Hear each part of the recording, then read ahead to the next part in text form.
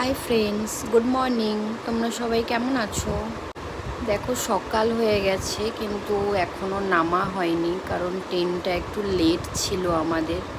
কখন যে নামাবে বুঝতেই পারছি না। ট্রেনটা যেখানে সেখানে দাঁড়িয়েই পড়ছে।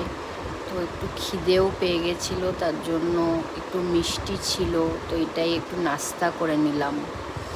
তো চলো, আপাতত এখন ট্রেনটা মোটামুটি ঢুকিয়ে দিয়েছে স্টেশনে। তো চলো বাড়ি যাই, ব্যাগ ট্যাগ নিয়ে এখন নামতে হবে। সারা রাত ঘুম হয়নি ট্রেনে, কারণ ট্রেন প্রচুর লেট ছিল আর প্রচুর গরম, তার জন্য আরোই ঘুম হয়নি ভালো করে। তো বাড়ি গিয়ে ফ্রেশ হয়ে খেয়ে দিয়ে ভালো করে একটু ঘুম দিয়ে নিতে হবে। তো চলো, আমরা চলে এসেছি আমাদের স্টেশনের বাইরে।